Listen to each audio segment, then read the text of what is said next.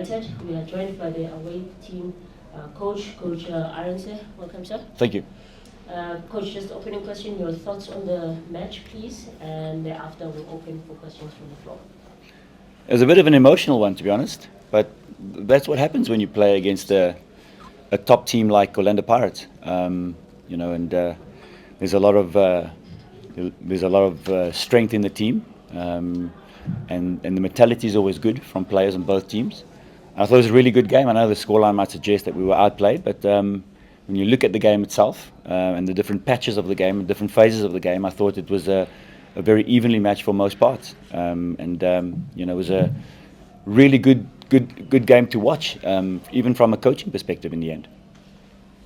Thank you, Coach. We're now open for questions from the floor. As per norm, we've got a roving mic. Please identify yourself as well as the media company you represent prior to asking your question. By show of hands, do we have any questions? What's that? At the back, Mr. Pule. Coach, good evening. Good evening. So your bench was demonstrating. You look cheesed off when the referee. Why is it a penalty? It's difficult to say. I think it wasn't so much about the penalty that wasn't given. It was more about the offside third goal. That even from the angle that we were looking at it, it looked like there was clear daylight between the player and an offside call. Very difficult for us. Obviously, we need to watch it again to be 100% clear. But if it wasn't offside, then listen, I'll be the first to apologise to the officials. But I think when a game is played at such a massive pace, you've got to keep up with games because decisions like that become critical for both sides. And of course, this time around, it was one that heavily affected us because we felt that we were still in the game. But it's the nature of the local game, isn't it? You're going to get calls like that. Whether you get it or whether you don't get it or whether it's against or for you. Those things are going to happen, but we as coaches we always want people to be right up there with the game, the best that they can be, because we demand the best from our players as well. And so that was the emotion that came through with remonstrating, and unfortunately it led to Gavin's red card. Coach Arendse from the Ski Times, obviously Pule's debut. He's got a goal against his former club. He looks quite busy. Looks like he still has a lot in the tank. Just you from a technical team, what did you make of his performance today and what you've seen of him in training and pre-season as well? Yeah, good question. He's a player you'd have in your team any day. He's worked with Gavin and myself before. We know what he's capable of, despite his age, which is still young. We've seen what he can do in pre-season training and especially in games. We've worked him in different positions around the team. He offered us a more attacking role today, firstly out on in wider areas. And then we brought him close to just behind Bradley when Bradley was still on the field. And he gives you that support, and he's got goals in him. My hats off to him today for being respectful for scoring against his old club, which is the right thing to do. But that's just the nature of Pule, and I think we're going to have a really good season ahead with a player like that. Coach Dalmania from Soccer Duma in front. Yeah. Coach, perhaps take us into the thinking of fielding 5 of your new players against Pirates. Usually, I don't know, was it for an element of surprise or was it to see the level, what exactly you can get from the players? Perhaps just share with us what went into selecting both 5 of your descendants. Sure, it wasn't a bold decision at all. It was a decision based on the type of pre-season that they've had. We've managed to play lots of pre-season friendlies, and that's where you see where players are best suited in your starting 11. And the fact that we were able to, of course, we've got Ndlovu who's suspended. He's one of our key players in midfield, and we missed him today. But Poch and Pule, Aya, those ones, Pule coming in also. They took the team to another level. These players made the team better today, in our opinion, as a coaching staff. And when you've still got the likes of Ndlovu to come into the squad, it's going to keep everyone on their toes. I believe they fitted in nicely to what we wanted to do today. They offered us a better pressing game. And when you come up against a team like Pirates, who are comfortable with the ball at their feet, they love to pass the ball around, you need people who can press. And people like Pule and Ayer, those ones proved that they can press today, and they made us better in midfield. From News 24. Coach Andre, there's someone who's played for Bafana quite a long time and seen played quite a role in the development of Ronzo, being one of Bafana's number one. What do you make of where Ricardo is as a goalkeeper, not just for SuperSport but the national team? And what does he need to do to step up in terms of being that reliable number two? Because the talent is there, but it's not something you consistently see from him. Yeah, that's another really good question. And I personally had this conversation with Ricardo last season already, that he needs to go to the next level of his game. What is that next level of his game? He needs to push Ronman harder in the national team. He needs to keep more clean sheets in SuperSport United's #1 jersey, and he can do that with better communication. He can do that by making himself a lot more visible vocally on the field, and that it was like day and night compared to last season, and this is the first game of this season, and that's a positive thing for me. He produced a man of the match performance. He conceded 3 goals, but he made 3, possibly 4 top-class saves. He was vocal. I could hear him on the sideline, and he's well on his way. His biggest challenge is to be consistent with it this season. I have no doubt that he will move to that next level of his game.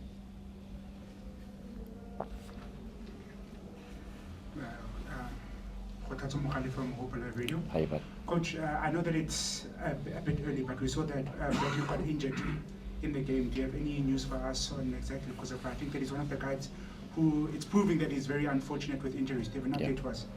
Yeah, groin strain. Nothing too serious, we're hoping. We pulled him off straight away. We'll have it assessed first thing at training, and we'll obviously apply the necessary measures in terms of the seriousness of the injury. But he's a strong character. I've got no worries about him. And of course, we've got a couple of weeks or a few weeks now that we can bring players back from injury, and Bradley's one of them.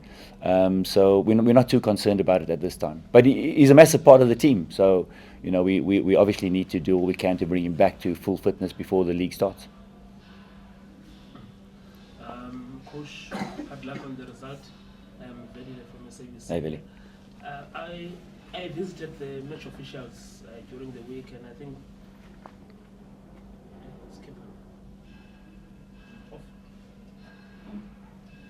Can you get the other microphone, please? Okay. Yes. So I was saying, Coach, I visited the match officials, and so they have this initiative. I think Pirates was one of the teams that took it to have an online session and be updated on the amendments on the laws of the game. And if you were not counted, maybe it could be that we had a schedule. And now that you've got this long break that you have, it's something that you could consider taking, because I could see some moments where it could also help you because maybe there's a lot of awareness on some of these amendments. Yes, absolutely. I think that's always something we're encouraging, because it's very important for, and I learn this on coaching courses all the time. It's very important for coaches to be aware of the laws of the game. It will help us, because when we are remonstrating about certain things in a game and we are not aware of the laws and how they are applied, it could result in cautions, and we want to prevent that. And it's also with due respect to the officials. We need to make an effort to be aware of those changes if and when they arise. So that's something we definitely will do. Coach, what was the reason for Neo to be subbed off? Because I thought he was playing quite well. Was it an injury or anything like that? And what did you make of his performance? And also on Khatem always comes on, great energy, great best going forward, but doesn't really get to play much. What does he need to do this season to get more minutes in this team? So with Neo, it was nothing to do with injury or a bad performance. I thought Neo was fantastic tonight, but it's an extension of the preseason that he's had. He's been very, very good. He's growing up quickly, and that was going to be his biggest challenge. So the change was only a formation change. We needed to get wing backs going up a little bit higher because we're chasing the game, and that was the nature of it. Gape Morala will always give you everything he's got in the tank. Wears his heart on his sleeve, and that's the type of player that he is. Whether he's playing, whether he comes on, whether he's substituted, he's a team player, and it's going to be a big challenge for him, I will say, when you've got the midfielders that I mentioned, including the new ones that have come in. It's going to be a big challenge for him. He knows that. But I'm not concerned about the game time that Gape Morale will get this season. He's a top player. He's coming through the ranks very, very nicely. We'll take the final 3 questions. Starting with Karam. Good evening, Coach. Karau from SuperSport. Coach, I think mine is an extension to my colleague Maskepe. No Rapo as well. Are you guys going to be signing a left back, or you guys are, happy with him as well as Baliti? Beautiful, beautiful players. I think probably Neo also is one of the most talented footballers with the ball at feet. Is he going to be possibly the starter for you guys this season? Thank you. Yeah. So we're very happy with the progress of those 2 players. Baliti can challenge him for the left back position. Baliti could play in a wing back position. Neo is a very attacking minded left back as well. We've got some work to do on the defensive side on his game, both of them. But he's learning every day. So we're not in a rush to go and add or replace in that position. We've got to show faith in these players, which we are doing. And as the season goes along, it's very difficult because you don't know injuries, that type of thing. So we're guided by that, but we're very happy with the progress that those 2 have made. And we've got to have an idea of how we want them to play. And what's nice is that they're turning out to be quite versatile players, both of them. And the challenge and the competition has been very, very healthy with those 2, and we would like that to continue.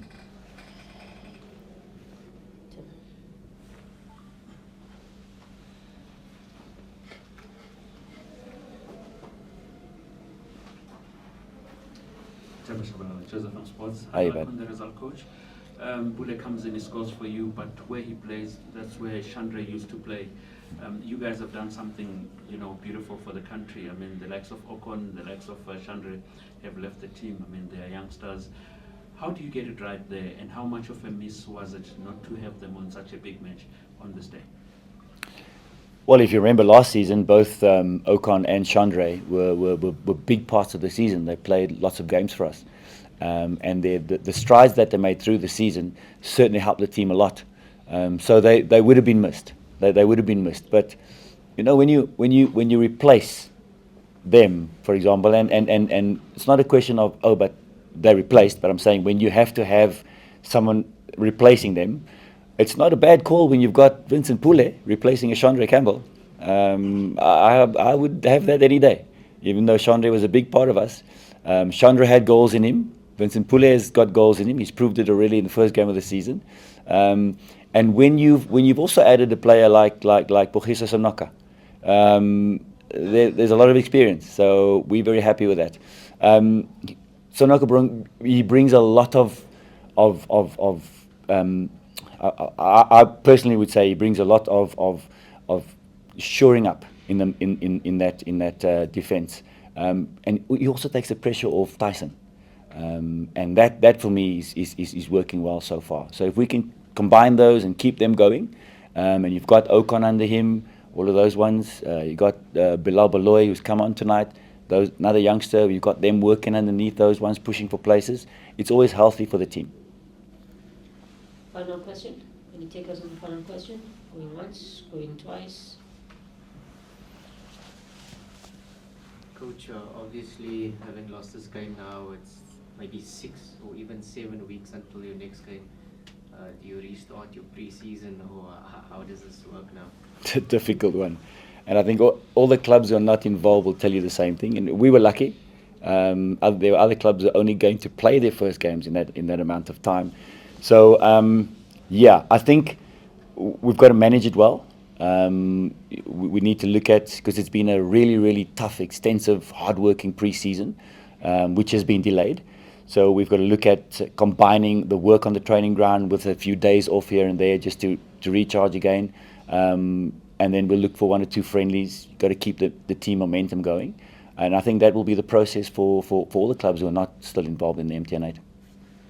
That note, we've reached a conclusion of our presser with SuperSport United. Then, Coach, thank you, Coach, and Sam will be Thank you. back shortly with the Olympic Prize, Coach. Thank you. Thank you, guys. Thank you. All the best, coach.